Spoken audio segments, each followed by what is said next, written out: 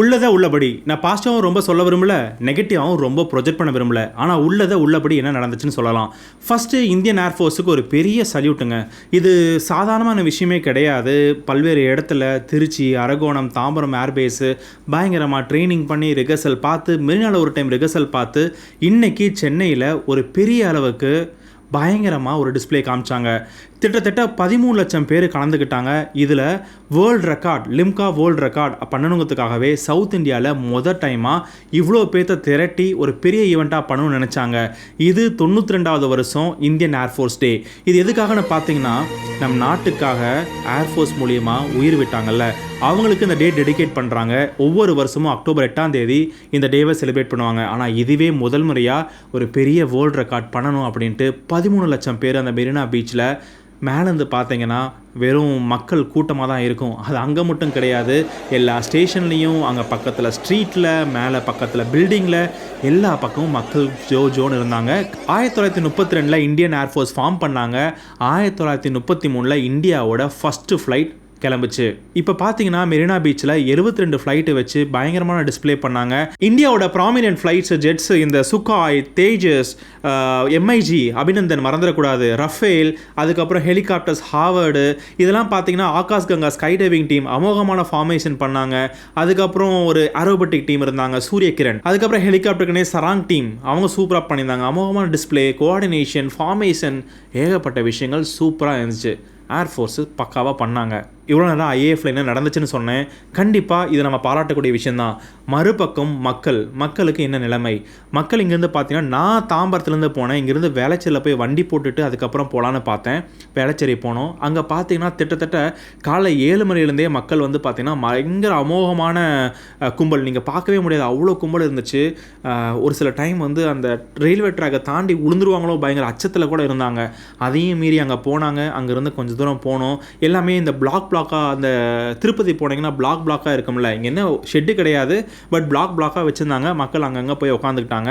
ஒரு சில பேர் கேட்டிங்கன்னா காலையில் 4 மணிக்கே வந்து அங்கே பீச்சை பார்த்துட்டு 5 மணிக்கு வந்து பீச்சை பார்த்துட்டு அங்கேயே செட்டில் ஆகி பார்க்கணும். ஏன் பக்கத்தில் போய் பார்க்கணும்னு நினைக்கிறாங்கன்னா, அங்கே கமாண்டர்ஸ்லாம் கீழே இறங்கி வந்து கொஞ்சம் ஃபைட் பண்ணுற மாதிரி ஆக்டிவிட்டீஸ் போல். ஸோ அதெல்லாம் பார்க்கறதுக்காக ரொம்ப க்ளோஸாகவே உட்காந்துருந்தாங்க. அதுக்கப்புறம் நாங்கள் பின்னாடி உட்காந்துருந்தோம். வெயில் சொல்லவே தேவையில்லை. அதுவும் இன்றைக்கி பயங்கரமான வெயில். நிறையா பேர் அங்கே மக்கள் ஃபெயிண்ட் ஆகி உளுந்துட்டு இருந்தாங்க, டீஹைட்ரேட் ஆகிட்டு இருந்தாங்க.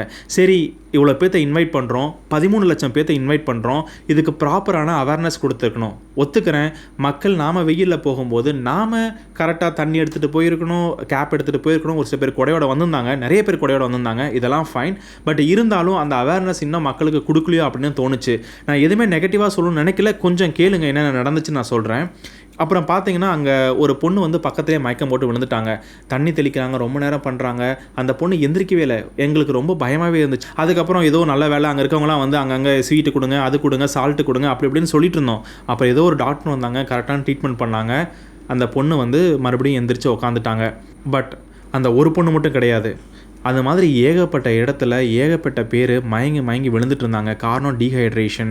அவங்களால அந்த வெயிலை வந்து தாங்க முடியல. இதுக்காக கவர்மெண்ட் என்னடா பண்ண முடியும் அப்படின்னு நீங்கள் கேட்கலாம். கவர்மெண்ட் என்ன பண்ணிக்கணும்னு நான் நினைக்கிறேன் அப்படின்னு பார்த்தீங்கன்னா, ஒரு கூண்டாக மக்களை போட்டு வச்சாங்க, திருப்பதியில் உட்கார மாதிரி. கிட்டத்தட்ட ஒரு 1000 கூண்டு போட்டிருப்பாங்களா. அந்த 1000 கூண்டுக்கு ஒரு மெடிக்கல் டீம் இருந்தாங்க, எங்கேயோ தூரத்தில் இருந்தாங்க. ஒரு மெடிக்கல் டீம் பக்கத்தில் இருந்துருக்கலாமே, டக்குன்னு அசிஸ்ட் பண்ணிக்கலாம். ஒருவேளை அந்த டாக்டர் இருந்தாங்க, அந்த பொண்ணை மறுபடியும் நம்ம காப்பாற்ற முடிஞ்சுது. ஒருவேளை அந்த டாக்டர் அங்கே இல்லைன்னா, நம்ம இஷ்டத்துக்கு ஏதாவது ஒன்று கொடுத்து அவேர்னஸ் இல்லாமல் கொடுத்து அந்த பொண்ணுக்கு ஏதாவது ஆய்ந்ததுன்னா யாருங்க ரெஸ்பான்சிபிலிட்டி எடுத்துப்பா? நான் என்ன சொல்ல வரேன்னா, அங்கே ஒரு மெடிக்கல் டீம் ஃபார்ம் பண்ணியிருக்கணும். அவ்வளோ 1000 பேர் இருக்கட்டும், ஏன் நம்மளால் சென்னையில் 1000 பேர் இல்லையா? மெடிக்கல் டீம் ஃபார்ம் பண்ண முடியாதா? ஒரு விப்ரோ ரன் போகிறோம், ஒரு மராத்தான் போகிறோம் அப்படின்னா அங்கங்கே ஒவ்வொரு கிலோமீட்டருக்கும் அங்கே மெடிக்கல் டீம் இருக்குது.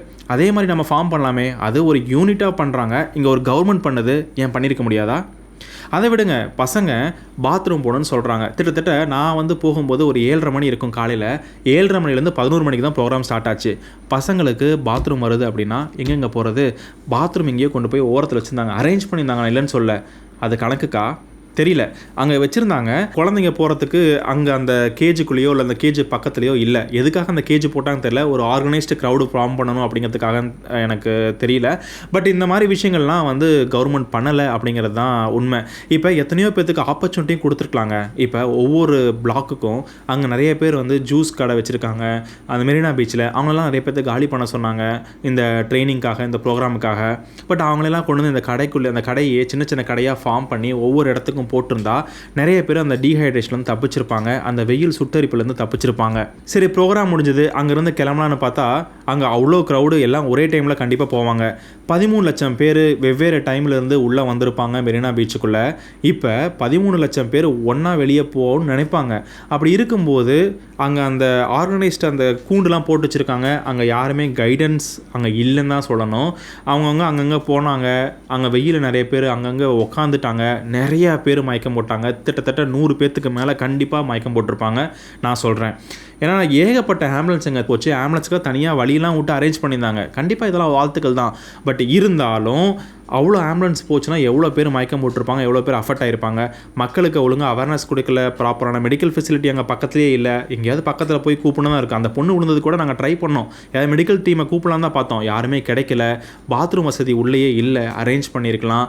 சரி, அப்படியே எல்லோரும் வெளியே போனோம். அங்கே நிறைய பேர்த்துக்கு குடிக்கிறதுக்கு தண்ணி கிடையாது. அங்கே எல்லா கடையிலுமே தண்ணி பாட்டில் தீந்துருச்சு. 13 லட்சம் பேர்த்துக்கு எப்படி தண்ணி கொடுக்க முடியும்? கண்டிப்பாக கொடுக்க முடியாது. அங்கே எல்லாம் சின்ன சின்ன வெண்டாஸாக தான் இருப்பாங்க, கொஞ்சம் கொஞ்சம் தண்ணிங்க தான் வச்சுருப்பாங்க. தீந்து போச்சு. நிறைய பேர் அது கிடைக்காம ஐஸ்கிரீம் வாங்கி சாப்பிட்டாங்க. அதெல்லாம் ஃபைன். பட் எல்லா கடையிலையுமே தீந்து போச்சு, எதுவுமே தண்ணி இல்லை. அந்த தண்ணி இல்லாத எத்தனை பேர் மயக்கம் மட்டும் விழுந்தாங்க தெரியுமா? இவ்வளோ பெரிய விஷயம் நடக்குது அப்படின்னா தண்ணி டேங்க் இருந்துச்சுங்க, வெளியே இருந்துச்சு. அங்கே எவ்வளோ பேர் போய் அங்கே தண்ணி குடிச்சிட்டு உள்ளே வருவாங்க. ஒரு வேளை தண்ணி குடிக்க வெளியே போனாங்கன்னா மறுபடியும் அவங்களால உள்ளே வர முடியாது. முதல்ல வெளியவே போக முடியாது. ஏன்னா எல்லாருமே லாக் ஆகிருக்கோம்ல, மக்கள் அந்த கேஜுக்குள்ளே ஃபார்ம் ஆகிருக்காங்க. எப்படி வெளியே போக முடியும்? வெளியே போனாலும் உள்ளே வர்றது கஷ்டம். 1000 மக்கள் 2000 மக்கள் ஒரே இடத்துல, சின்ன இடத்துல நின்றுட்டுருக்காங்க.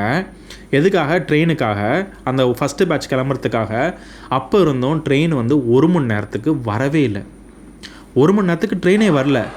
இது பார்த்தீங்கன்னா மக்கள் நிறைய பேர் அங்கே போய் அங்கே அந்த ட்ரெயினுக்காக ரொம்ப தூரம் நடந்து கஷ்டப்பட்டு வராங்க. அந்த வெயிலில் இந்த சைடு ஆம்புலன்ஸுக்காக வண்டி, அந்த சைடு விஐபி பெரிய பெரிய வண்டிகள்லாம் போகிறதுக்காக மக்கள் அதெல்லாம் தாண்டி அங்கே சைடில் போயிட்டு அங்கே போனால் அங்கே ட்ரெயின் வந்து இல்லை, 40 நிமிஷம் இல்லைங்கிறாங்க. வழி தெரியாதவங்க நிறைய பேர் என்ன பண்ணுறாங்கன்னா, எங்கே போகிறது, எங்கே ட்ரெயின் இருக்குது, ஏது இருக்குன்னே தெரியல. இந்த மாதிரி மக்கள் அங்கே கஷ்டப்பட்டு ட்ரெயினுக்காக 1 மணி நேரம் நின்று ட்ரெயினே வராமல் அங்கே நிறைய பேர் ரொம்ப சஃபகேட் ஆகி உள்ளே உட்காந்து அதுக்கப்புறம் நடந்து போகிறாங்க. ஒவ்வொருத்தங்கள்ட்ட வழியில் கேட்குறேன், எப்படிங்க போகிறது? எனக்கும் தெரில. அவங்க போகிறோம். அந்த மாதிரி நிறையா பேர், கிட்டத்தட்ட நம்ப மாட்டீங்க, 1 லட்சம் 2 லட்சம் பேர் அங்கே குட்டி ஸ்ட்ரீட்டுக்குள்ளே பூந்து ஏதாவது ஒரு இடத்துல போயிட்டு ஒரு ஆட்டோவோ ஒரு கேபோ கிடச்சிராதா அப்படின்னு ட்ரை பண்ணாங்க. இது நான் கேட்கணும்னு நினைக்கிறேன். இப்போ இவ்வளோ பேர் நம்ம இன்வைட் பண்ணுறோம், அதை கண்டிப்பாக நம்மளுக்கு முன்னாடியே தெரியும் 13 லட்சம் பேர் வருவாங்க அப்படின்னு ஓப்பன் அனௌன்ஸ்மெண்ட் கொடுத்தாச்சு. அப்படி இருக்கும்போது அவங்களுக்கு ப்ராப்பரான டிரான்ஸ்போர்ட், இப்போ மக்கள் இவ்வளோ பேர் இருக்காங்கன்னா அட்லீஸ்ட் அந்த இடத்துலேருந்து அப்புறப்படுத்தி மக்கள் அங்கங்கே வெவ்வேறு இடத்துல வந்து அட்லீஸ்ட் ட்ராப் பண்ணிட்டு வர மாதிரியாச்சும் ஒரு பிளானிங் இருந்திருக்கணும். இல்லை பஸ்ஸு ஒரு லேனில் வந்துகிட்டே இருந்திருக்கணும், அடிக்கடி அடுத்தடுத்த பஸ்ஸு வந்துகிட்டே இருக்கணும். இப்போ சென்னை T20 விளையாடும் போது டிக்கெட்டு காசு கொடுத்து விளையாடுறோம். அப்போ ஃப்ரீ பஸ்ஸு, ஃப்ரீ மெட்ரோ அனுப்புகிறாங்க. நான் ஃப்ரீயாக கொடுக்கணும்னு நினைக்கல, பட் பஸ்ஸு ஃப்ரீக்வெண்ட்டாக வந்துகிட்டே இருந்துச்சு. ஒவ்வொரு மெட்ரோக்கும் வந்து பிக்கப் பண்ணிச்சுங்க. டக்குன்னு பஸ் வந்துச்சு. இப்போ ஃப்ரீயாக பார்க்குறாங்க அப்படிங்கிறதுக்காக, இல்லை இது மக்கள் இவ்வளோ பேர்த்த இன்வைட் பண்ணி வேர்ல்ட் ரெக்கார்ட் பண்ணணும்னு சொல்கிறீங்க. ஆனால் இப்போ ஒரு ஏர்போர்ட்லேருந்து வெளியே வரோம் அப்படின்னா ஓலா ஸ்டேஷன் இருக்குல்ல, இப்போ சென்னை ஏர்போர்ட்டில் கூட இருக்குது ஓலா ஸ்டேஷன் இருக்குது, ஊபர் ஸ்டேஷன் இருக்குது. அதுக்கப்புறம் அதுக்குண்டான ஸ்டேஷன்ஸ்லாம் இருக்குல்ல, அதே மாதிரி அங்கே ஸ்டேஷன்ஸ் பில்ட் பண்ணியிருக்கணும். ஏதாவது ஒரு வழியில் மக்களை வந்து வெளியே போக வச்சுட்டே இருக்கணும். மக்கள் எல்லாருமே அங்கே தங்கிட்டாங்க. அங்கேருந்து வெளியே போக முடியல. அவ்வளோ மக்கள் 13 லட்சம் பேர் ஒரே இடத்துல ட்ராவல் பண்ண முடியாமல் எல்லாம் நடந்து போய் 2 கிலோமீட்டர் 3 கிலோமீட்டர் வயசான ஒரு அப்பா, அந்த பொண்ணை பார்த்தீங்கன்னா கிட்டத்தட்ட 20-25 வயசு இருக்கும். அந்த பொண்ணு நடக்க முடியாமல் மயக்கத்தில் இருக்காங்க. அந்த 2 வயசான அம்மா அப்பா அவங்க குழந்தைங்களை கூட்டிகிட்டு நடந்து வராங்க. இது மாதிரி ஏகப்பட்ட விஷயங்கள் அங்கங்கே தங்கிட்டாங்க. ஆனால் இதில் ஒரு நல்ல விஷயம் பார்த்தீங்கன்னா, ஒரு சில பேர் வாட்டர் பாட்டில் கொடுத்தாங்க, காசுக்கு கொடுத்தாங்க, அதெல்லாம் ஃபைன். ஆனால் ஒரு வீட்டில், அந்த ஸ்ட்ரீட்டில் உள்ள நடந்து வந்துட்டு இருக்கும்போது ஒரு வீட்டில், அந்த குட்டி ஸ்ட்ரீட்டில் எல்லாத்துக்கும் இலவசமாக தண்ணி கொடுத்தாங்க. இந்த காலத்தில் இலவசம் தண்ணின்னு சொன்னாலே அது என்னன்னு சொல்கிறத நீங்களே சொல்லுங்கள். அதுக்கப்புறம் எல்லாருமே போனாங்க. அங்கங்கே கோயிலை தாண்டி ஏதாவது சாப்பாடு கிடைக்குமா, ஹோட்டல் கிடைக்கல, ப்ராப்பராக எந்த விஷயமே இல்லைங்க. கிட்டத்தட்ட 1 மணிக்கு கிளம்பி 4 மணிக்கு தான் ஒரு கேபு கிடச்சிது. அந்த கேபில் அதுக்கப்புறம் உட்காந்து ட்ராவல் பண்ணி போகும்போது அந்த டிரைவர்கிட்ட பேச்சு கொடுக்குமான்னு தெரியுது. எந்த டிரைவருமே, ஓலா, ஊபர் யாருமே இந்த பக்கம் மெரினா பீச் டச்சு வரவே கிடையாது. ஏன் வர கிடையாதுன்னா, கண்டிப்பாக அங்கே ஒரு ஆர்கனைஸ்டு டிராஃபிக் சிஸ்டம் கிடையாது. எல்லாருமே அங்கே போனால் ஸ்டக் ஆகிப்பாங்க. இவங்களுக்கு கொடுக்குற அந்த 400 ரூபாய் அந்த டிராஃபிக்கில் ஸ்டக் ஆகி அந்த பெட்ரோல் அதிகமாக இழுத்து நான் போகணுமா அப்படிங்கிற மனப்போக்கு அவங்களுக்கு இருக்குது. அவங்கள சொல்லி தப்பு இல்லை. பட் நான் என்ன சொல்கிறேன்னா, ஒரு கவர்மெண்ட் அஃபீஷியல்ஸ் நீங்கள் போய் ஒரு ஓலாகிட்டையோ இல்லை ஊபர்கிட்டையோ உட்காந்து இந்த மாதிரி ஒரு பெரிய க்ரௌட் வரப்போது உங்ககிட்ட இந்த மாதிரி ஃப்ளீட் சிஸ்டம் இருக்குது, என்ன பண்ணலாம், எப்படி மக்களை நம்ம டிரான்ஸ்போர்ட் பண்ணலாம், எப்படி இது எஃபெக்டிவாக பண்ணலான்னு டிஸ்கஸ் பண்ணாங்களா? இல்லை டிஸ்கஸ் பண்ணியிருக்கலாம். ஆனால் எப்படி இவ்வளோ பெரிய மக்கள் பாதித்தாங்க? நீங்கள் வேணால் யார்கிட்ட வேணால் உங்களுக்கு சென்னையில் தெரிஞ்சவங்க யாராவது அந்த மெரினா பீச் டச்சுக்கு போனாங்கன்னா எப்படி நீங்கள் ஃபீல் பண்ணி கேளுங்க. நான் ஒன்றும் பொய் சொல்லலை. கிட்டத்தட்ட 6500 போலீஸ் டிப்ளாய் பண்ணியிருந்தாங்க. ஆனால் இவங்களை எந்த ஒரு குத்தமே சொல்ல முடியாது. அவங்களும் கஷ்டப்பட்டாங்க. நாம் அந்த ஃபங்க்ஷனை முடிச்சுட்டு ஏதோ ஒரு வெயிலில் போயிட்டு அங்கே ஏதோ ஒரு நிழல் கிடைக்குமா உட்காந்துக்கலாம்னு பார்த்தோம். தண்ணி மூஞ்சில் அடிச்சுக்கிட்டோம், தண்ணி குடித்தோம். அவங்க எதுவுமே இல்லை, ரொம்பவே கஷ்டப்பட்டாங்க. அவங்களுக்குமே ஒரு ப்ராப்பரான வெயிலே நிற்பாங்களா? போலீஸாக இருக்கட்டும், ஆனால் வெயிலே நிற்பாங்களான்னு கேட்குறேன். அவங்களுக்குன்னு ஏதாவது நம்ம அரேஞ்ச் பண்ணணுங்க. இது வந்து நான் தமிழ்நாடு கவர்மெண்ட் மட்டும் கிடையாது. எல்லா இடத்துலையுமே பார்த்தீங்கன்னா ஒரு விஐபி போனால் போலீஸாக நிற்கணுமா, வெயிலில் நிற்கணுமா? பாவம் இல்லையா? அவனால் மட்டும் நிற்க முடியுமா? நான் எவ்வளோ நேரம் நிற்பான் வெயிலில்? ஸோ இதெல்லாம் கொஞ்சம் எல்லா கவர்மெண்ட்டுமே இதை கொஞ்சம் திங்க் பண்ணால் நல்லாயிருக்கும். போலீஸும் மதிக்கணும்.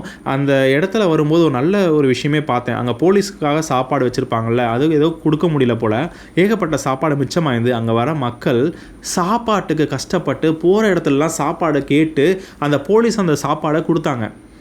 மக்களுக்கு சாப்பாடு கிடைக்கலங்க. நிறைய பேர் காலையில் சாப்பிட முடியல. ஏன்னா 7 மணிக்கே நிறைய பேர் வந்து உட்காந்துட்டாங்க. காலையில் ஒழுங்காக கிடைக்கல, மதியம் ஒழுங்காக சாப்பிடல, வெயில் அடிக்குது, ப்ராப்பரான அந்த ஃபெசிலிட்டியை அப்சர்வ் பண்ண முடியல. பட் இருக்கும்போது எல்லோரும் மயக்கம் போட்டு விழுக தான் செஞ்சாங்க. இதில் 2 விஷயங்க. ஐஏஎஃப் பயங்கரமாக பண்ணியிருந்தாங்க. இது ஒரு பெரிய பாசிட்டிவ். அதுவும் சென்னையில் ட்ரை பண்ணாங்க.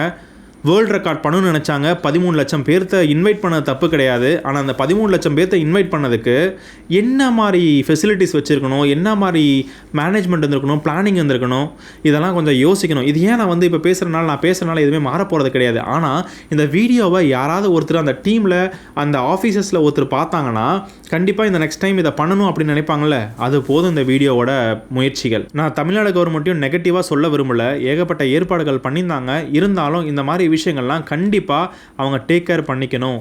இதை டேக் கேர் பண்ணலன்னா ரொம்பவே கஷ்டங்க. ஒரு பேசிக் ஹியூமனிட்டி பிளானிங்கே தப்புன்னு தான் நான் சொல்லுவேன். இந்த வீடியோவை லைக் பண்ணுங்கள், சப்ஸ்கிரைப் பண்ணுங்கலாம் சொல்ல போகிறது கிடையாது.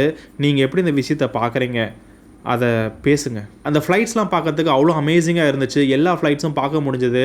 அங்கே ஹார்ட்லாம் போட்டாங்க. பயங்கரமான டிஸ்பிளே, கோஆர்டினேஷன், அக்யூரசி, பெர்சிஷன் சான்ஸே இல்லைங்க. சூப்பராக இருந்துச்சு. Salute to Indian air force. இந்த டைமில் ஐஏஎஃப்க்கு மட்டும் கிடையாது, நம்ம டிஃபென்ஸ் எல்லாத்துக்குமே ஒரு பெரிய வாழ்த்துக்கள். நம்ம நாட்டுக்காக தன் உயிரையும் பணைய வச்சு இந்த மாதிரி விஷயங்கள்லாம் பண்ணிகிட்ருக்காங்க. Thank you for organising this event, Indian air force மற்றும் Tamil Nadu government. But who will own the responsibility? மக்கள் நிறைய பேர் கஷ்டப்பட்டிருக்காங்க. ஏகப்பட்ட பேர் கஷ்டப்பட்டிருக்காங்க. அங்கே ஒரு தாத்தா இறந்துட்டாரா இல்லை மயக்கத்தில் இருக்கான்னு தெரில. ஒரு போலீஸ் நின்றுட்டுருக்காங்க, எழுப்பிட்டுருக்காங்க. கிட்டத்தட்ட ரொம்ப நேரமாக அவர் எந்திரிக்கவே இல்லை. அவர் அப்படியே அந்த கொடையை சாஞ்சிட்டு அப்படியே விழுந்தவர் தான். ஸோ இது யார் ரெஸ்பான்சிபிலிட்டி எடுத்துப்பா? இந்தியன் ஏர்ஃபோர்ஸா இல்லை தமிழ்நாடு கவர்மெண்ட்டா? இது மறுபடியும் நடக்காமல் இருக்கிறதுக்கு யார் என்ன செய்ய போகிறாங்க பார்க்கணும். பாய். எப்படி இருந்துச்சு? How to you feel? Nice. Nice. எப்படி இருந்துச்சு? நல்லா இருந்துச்சா? என்னென்ன ஃப்ளைட் பிடிச்சது உனக்கு? இந்தியன் ஜெட்டில் ஒரு போக மாதிரி வந்துச்சு. இந்தியன் மாதிரி இந்தியா மாதிரி இந்தியன் ட்ரை கலரில் இந்தியன் ஃப்ளாக் சூப்பராக ஃபார்ம் பண்ணி அது பயங்கரமாக அந்த செம்ம ஷாட்லாம் அடித்தாங்க. பயங்கரமாக திரும்பினாங்க. சூப்பராக இருந்துச்சு. நான் என்ஜாய் பண்ணேன். இந்த மாதிரி அடிச்சாங்க. அந்த சுக்கோங் அந்த ஏர்க்ராஃப்ட் பார்த்தியா? அப்படியே அந்த கன்லாம் போட்டுக்கிட்டு அப்படியே பயங்கரமாக மேலே போயிட்டு ஒரு ஃப்ரீ ஃபால் ஆச்சு. அது செமையாக இருந்துச்சுல்ல? சரி, அவங்களுக்கும் சொல்லிடு ஹாப்பியாக இருந்தேன், நல்லா இருந்துச்சு. நல்லா இருந்துச்சா? சரி, வெயில் எப்படி இருந்துச்சு? எப்படி மேனேஜ் பண்ண? என்ன மாதிரி ஃபீல் பண்ண? ஏன் அழுக ஆரம்பிச்சிட்ட திடீர்னு இடையில? இவ்வளோ பெரிய பையனாகிட்ட எதுக்கு அழுத? அவ்வளோ வெயில் தாங்க முடியல. நாமளும் நிறைய விஷயங்கள் டேக் கேர் பண்ணிக்கணும். தண்ணி எடுத்துகிட்டு போனேன். எவ்வளோ பாட்டில் எடுத்துகிட்டு போகிறது? 2 வாட்டர் பாட்டில் எடுத்துகிட்டு போனேன். இருந்தும் தண்ணி பத்தலை. அங்கேயும் தண்ணி வாங்க முடியல. ஓகே, பாய் சொல்லிடு. பாய். நல்லா சொல்லு. பாய். பாய். பாய்.